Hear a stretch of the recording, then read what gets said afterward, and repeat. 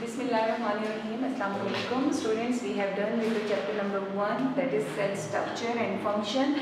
Now we are going to discuss the very important chapter from the book. Board में हर दफ़ा इसमें से long या शॉर्ट क्वेश्चन में MCQs आता है. So this is the biological molecules. याद रखिएगा, मैं कह रही हूँ बहुत इंपॉर्टेंट है. हर दफ़ा लॉन्ग या शॉर्ट क्वेश्चन इसमें से होते हैं विद MCQs. अच्छा, सो बायोलॉजिकल मॉलिक्यूल्स, नाम से आपको पता चल रहा है कि हमारी बॉडी जो है वो डिफरेंट टाइप के मॉलिक्यूल से बनी हुई होती है. उन वो सारे मॉलिक्यूल्स जो कि हमारी बॉडी में प्रेजेंट होते हैं उनको आप बायोलॉजिकल मॉलिक्यूल्स कहेंगे. दे can B organic and they can B inorganic. ठीक है, अब ऑर्गेनिक और इनऑर्गेनिक का डिफरेंस भी आप लोगों को पता है कि डेरिवेटिव्स ऑफ हाइड्रोकार्बन्स जो होते हैं उनको ऑर्गेनिक कहते हैं, और जिनमें कार्बन, हाइड्रोजन, ऑक्सीजन अलग अलग प्रेजेंट होंगे they can be called as inorganic. ठीक है, अब ये भी आपको पता है कि हमारे पास नेचुरली अकरिंग 92 एलिमेंट्स होते हैं. उनमें से कुछ जो बहुत कॉमन है वो carbon, hydrogen, oxygen, nitrogen, sulphur and phosphorus होता है. ठीक है, ये हमारी बॉडी में बहुत ज़्यादा रिक्वायर्ड होते हैं हमारे डिफरेंट स्ट्रक्चर्स के लिए या डिफरेंट मॉलिक्यूल्स की फॉर्मेशन के लिए. ठीक है, अब वो ब्रांच जिसके अंदर आप बायोलॉजिकल मॉलिक्यूल्स को, उनकी प्रॉपर्टीज को, उनके फंक्शंस को स्टडी करते हैं उसको आप बायोकेमिस्ट्री कहते हैं.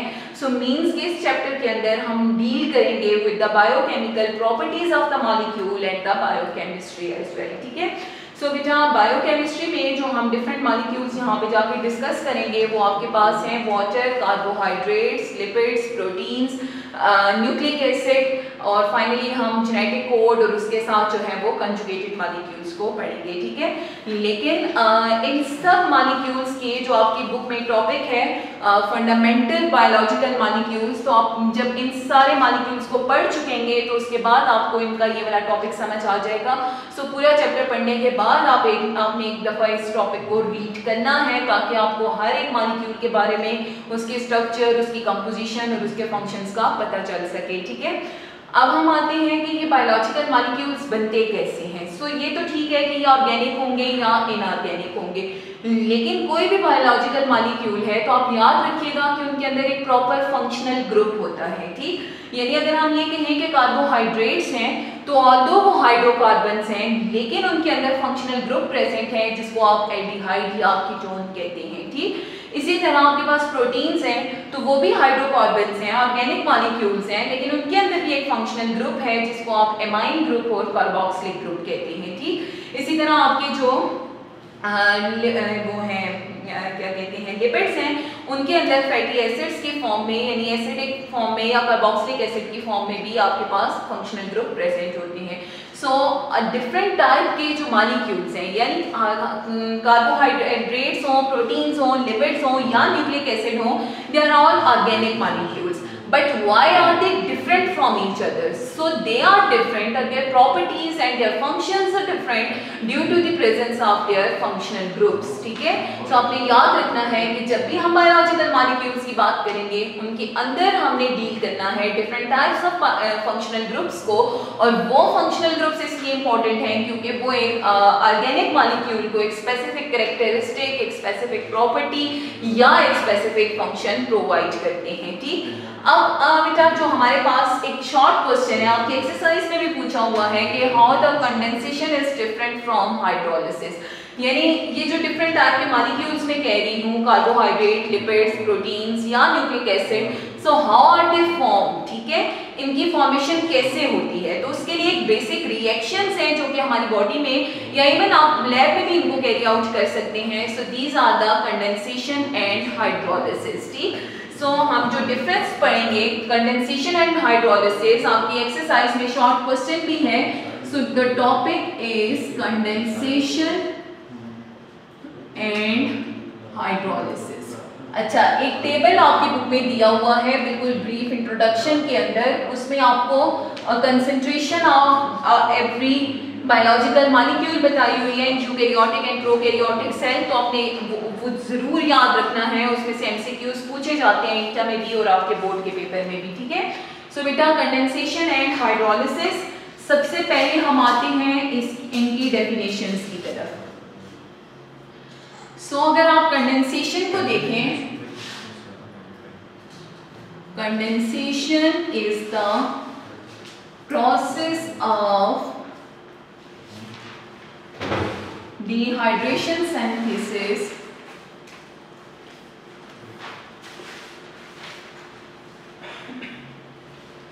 in which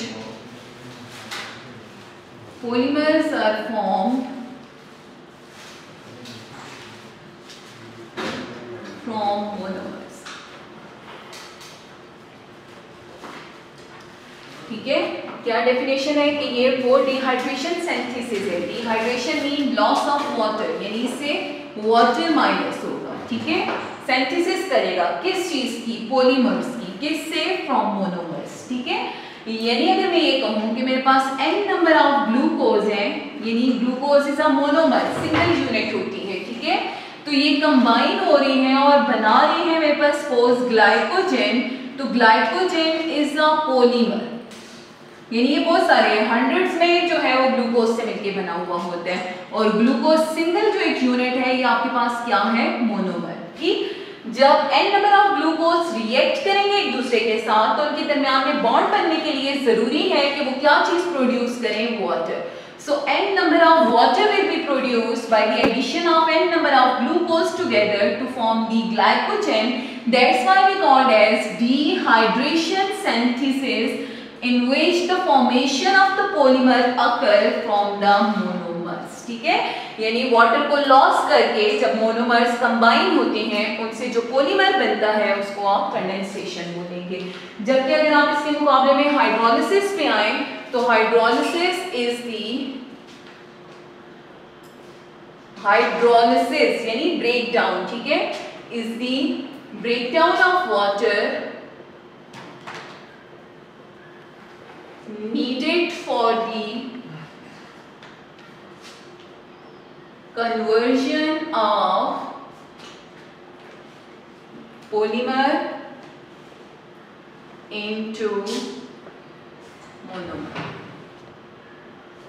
मतलब क्या हुआ कि आप इस रिएक्शन को रिवर्स कर दें, यानी आप जब पॉलीमर के साथ वाटर की एडिशन करें तो वो वापस मुड़ के आपको ग्लूकोज बना के दे, तो इस रिएक्शन को आप बोलेंगे हाइड्रोलिसिस. ठीक है, यानी अगर आपका ये फॉरवर्ड रिएक्शन चल रहा है तो this is condensation, and if the polymer with the number of the waters react to form the monomers then it is called hydrolysis. ठीक है, सो डेफिनेशन क्लियर होनी चाहिए. जब वाटर लॉस हो रहा है, पॉलीमर बन रहा है तो दिस इज कॉल्ड कंडेंसेशन, और अगर आपके पास वाटर ऐड होके मोनोमर्स बन रहे हैं तो वो कहलाएगा हाइड्रोलिसिस. ठीक है, सो ये फर्स्ट आपके पास डिफरेंस आ गया दोनों में, दैट इज द डेफिनेशन. अच्छा, उसके बाद हम आते हैं बॉन्ड्स के ऊपर, यानी क्या इस रिएक्शन में बॉन्ड बनते हैं या बॉन्ड टूटते हैं. देखें, number of glucose are combining together, तो किसके थ्रू कंबाइन होंगे? बॉन्ड्स के थ्रू. ठीक, वो बॉन्ड क्यों बनेगा? क्योंकि वाटर मॉलिक्यूल लॉस हो रहा है. सो आप याद रखिएगा कि यहाँ पे होती है बॉन्ड फॉर्मेशन, जबकि इधर क्या होगा कि पॉलीमर में बना हुआ बॉन्ड जो है वो ब्रेक होगा तो वो वापस मुड़ के मोनोमर्स में कन्वर्ट होगा. सो यहाँ पे होगी बॉन्ड ब्रेकेज. ठीक, अच्छा, उसके बाद हम आते हैं एनर्जी के ऊपर. देखिए, जब आपके पास की कोई भी किस्म का बॉन्ड बनता है तो वो एनर्जी को स्टोर करता है. ठीक है, सो आप ये कह सकते हैं कि एनर्जी इज रिक्वायर्ड, जबकि यहां भी क्या होगी? Energy is released.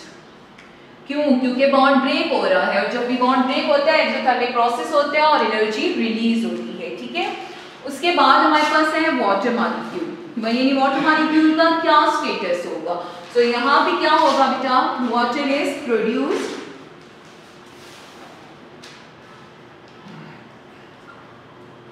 और यहाँ क्या होगा? वाटर इज एडिड या यूज्ड. ठीक, उसके बाद आपके पास आ जाएगा प्रोडक्ट, बल्कि पहले आप लिखें रिएक्टेंट्स को. इनमें रिएक्टेंट्स क्या होंगे, यानी ये रिएक्शन कैसे प्रोसीड होगा? सो यहाँ पे आपके रिएक्टेंट्स होंगे मोनोमर्स, और इधर आपके पास रिएक्टेंट होंगे पॉलीमर्स प्लस वाटर. ठीक है, जबकि इधर अगर आप देखें तो आपके प्रोडक्ट्स होंगे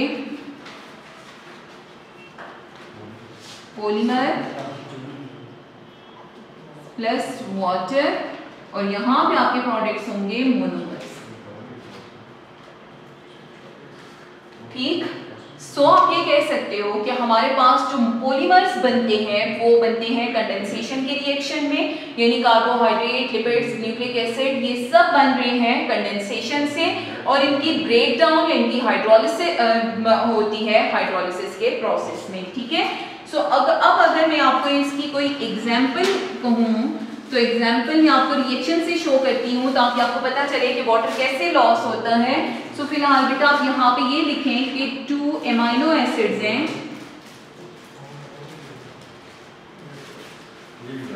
जब ये 2 अमाइनो एसिड्स रिएक्ट करेंगे तो आपके पास बनेगा मोनोपेप्टाइड प्लस वाटर। ठीक है, और इसका ऑपोजिट यहाँ पे कर दें कि मोनोपेप्टाइड प्लस वाटर, तो ये बनाएगा 2 एमाइनो एसिड्स। ठीक है, अब कैसे बनते हैं सो उसके लिए मैं आपको एक रिएक्शन लिखवाती हूँ, आप इसको इसी तरह नीटली नोट करिएगा ताकि आपको समझ आए। अच्छा, अब देखिए रिएक्शन क्या है, मेरे पास एक एमाइनो एसिड है, उसका स्ट्रक्चर है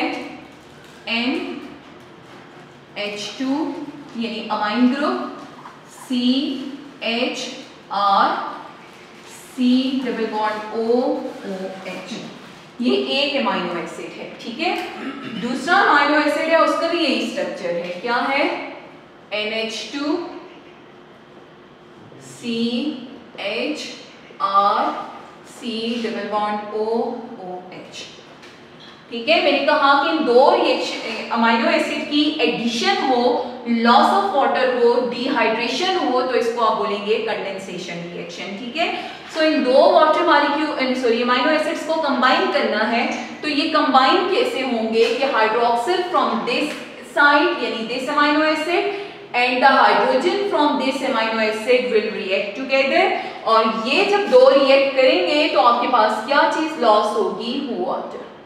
ठीक है, सो यहां से वाटर तो लॉस हो गया, अब जब वाटर लॉस होगा तो आपके पास जो रिजल्ट आ जाएगा वो क्या होगा बेटा कि NH2 CHR C double bond O, और दूसरा क्या है NH CHR और C डबल बॉन्ड OH। ठीक है, आप इसको ऐसे भी लिख सकते हैं। अच्छा, अब देखें यहां से आपको पता है कार्बन की वैलेंसी 4 होती है, उसने 4 बॉन्ड्स बनाने होते हैं, तो यहाँ पे तो इसके 4 बॉन्ड्स पूरे हो रहे थे। ठीक है, यहाँ पे जो हाइड्रोजन है उसकी वैलेंसी 3 होती है, इससे 3 बॉन्ड्स बनाने होते हैं, तो ये भी पूरे हो रहे थे। ठीक, लेकिन अगर आप यहाँ पे आए तो 1 2 3 कार्बन के ये 3 बॉन्ड्स और हाइड्रोजन के 1 2, इट मींस के both the carbon and nitrogen are electron deficient. उन्होंने अब क्या करना है कि आपस में शेयरिंग करनी है इलेक्ट्रॉन्स की, ताकि वो अपने बॉन्ड को बना सकें। ठीक है, या वो अपने स्ट्रक्चर को स्टेबल या अपने ऑक्टेट को कंप्लीट कर सकें। ठीक बेटा, सो जो इसका बॉन्ड है वो आपके पास आ जाएगा, इसके इलेक्ट्रॉन जो आप पेयरिंग करेगा। ठीक है, सो अब देखें इन दोनों के दरमियान में ये बॉन्ड बनेगा।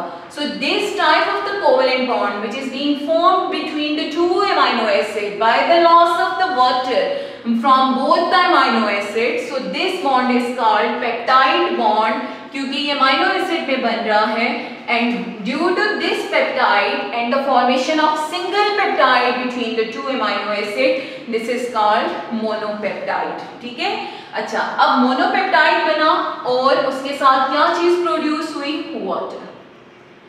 हाइड्रोक्सिल एक से, हाइड्रोजन दूसरे से लॉस हुआ तो आपके पास क्या बना, वाटर बन गया। ठीक है, अब बेटा ये वो रिएक्शन था जिसको हमने कंडेंसेशन का नाम दिया था। ठीक है, लेकिन अगर हम हाइड्रोलिसिस करें तो हाइड्रोलिसिस में हम इसको रिवर्स कर देंगे। ठीक, कि आपने मोनोपेप्टाइड को वाटर देना है, तो जब वाटर ब्रेक होगा तो हाइड्रोजन एक के साथ और हाइड्रोक्सिल दूसरे के साथ ऐड होके वो हाइड्रोलिसिस